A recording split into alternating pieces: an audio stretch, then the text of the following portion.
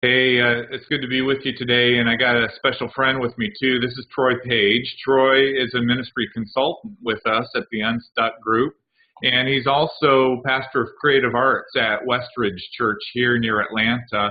Troy, good to have you with us today. Well, it's good to be here. Yeah. The funny thing is the whole topic today, here we are in the first week of October, but we're going to talk about Christmas today. You ready for this? I'm ready. We have to beat the retailers when it comes to planning in the church. The funny thing is about Troy and me is I don't think either one of us are big fans of Christmas and Christmas music. Isn't that right, Troy? Despite my family's chagrin, yes, it's true. I'm not a huge fan, but that's just the way it is. Yeah, but we're the oddballs out because I know people love Christmas, and it's really a great opportunity to connect with people outside the church, outside the faith, and it's for that reason that we wanted to talk about how to be more intentional with programming around Christmas, Christmas Eve. And so that's the whole topic today is we're going to be focusing on helping you take some next steps with your planning for Christmas. But Troy, let's begin there. Why should we be focusing on Christmas Eve? Well, I've been doing Christmas Eve services for about 17 years now, and I didn't grow up doing those.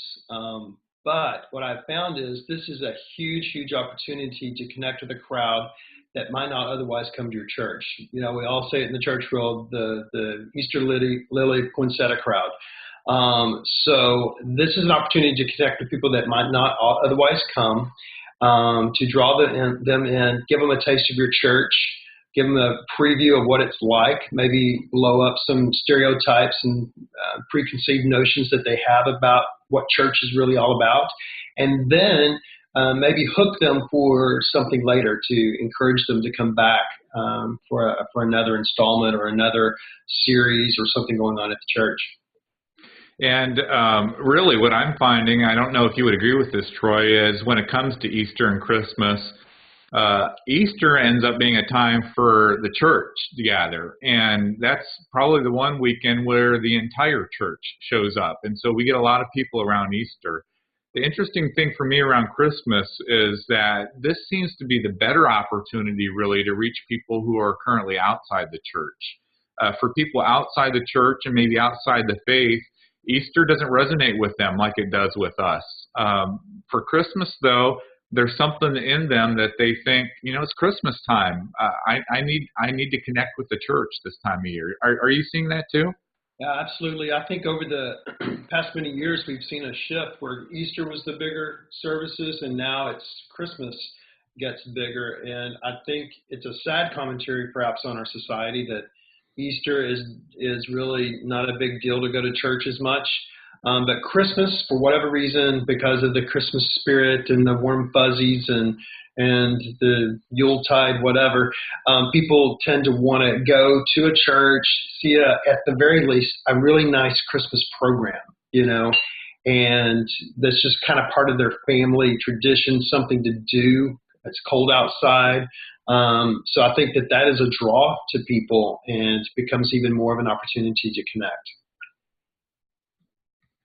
All right, Troy. So we've talked about why Christmas ends up being a key season for us to be really intentional about what we're doing to encourage people to attend services and connect with the church. But if we're going to be intentional about that time, really, we need to begin thinking about promotions and what that packaging and so on looks like now, don't we? Yeah, I think it's real critical to be ready to go the weekend after Thanksgiving is typically my mark, to start announcing times, having it on the website. And usually I crescendo the promotion as you go along. Maybe that first week it's an announcement. The next few weeks, maybe you roll out the video promotion, hand out cards the last couple of weeks. People kind of make decisions at the last minute. So if you do it too early, they're not really thinking about it that much, but they need to get it on their radar in their brain that, hey, Christmas is coming. It's a big deal. We need to make plans to be there. So that means that in the first part of November, You need to start design and copy and figuring out where you're going with this thing so that you can have it all designed and ready to go right after Thanksgiving. So now you're getting to, it's not only designing what's going to happen in the service, but how to promote it. And so the question, Troy, I think is, are we promoting to people outside the church? Are we promoting to people inside the church to get them excited to invite their friends that are outside the church? What does that look like? Well, marketing is all about money. The more money you have, the more marketing you can do. So you have to be smart about your marketing dollars and try to maximize those dollars. I think it's a both and.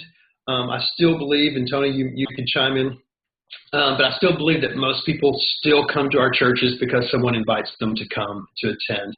So what I found is if we can empower our core people to go out and invite people and stir up energy and excitement with our core people, then they will bring people to the services. But I do think you've got to make it known for people out there, because there will be a lot of people going, hey, let's go to church this Sunday or this Christmas. Where do you want to go?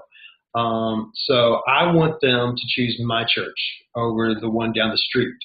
And I think that plays into how we bill it and how we sell it and making it look like an inviting. For me, I always like for it to seem relevant and professional and excellent, like I'm stepping into something that is going to be quality and not like some half-baked type of service. And one of the things, and I know you've experienced this as well, to help with promotions and really to mobilize people in the church to invite their friends, is using tickets for these Christmas services. I know at Westridge we've seen that very helpful to encourage folks to invite their friends. But can you share a little bit of strategy behind that, Troy? Well, you did bring that to us.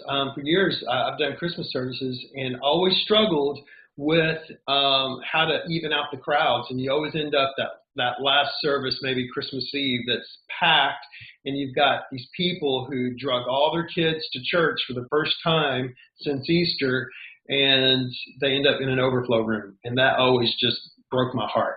So no, the only people like overflow are staff. Look how many people we had. But really, it's kind of it's a buzzkill, especially for new people. So to alleviate that and to better plan, we've done tickets, and we would just estimate how many tickets we need for each service, basically how many seats you have for each service, and make those tickets available. We would print physical tickets that people could pick up at the church. And we would encourage people, pick up a ticket for yourself and for someone else, a free ticket. So it doesn't cost anything. And really, it's just a incentive. It actually becomes your invite piece. Yeah. I think, Troy, that's one of the keys is when you're inviting a friend to something, number one, a ticket communicates something significant is going to happen. This is a big deal.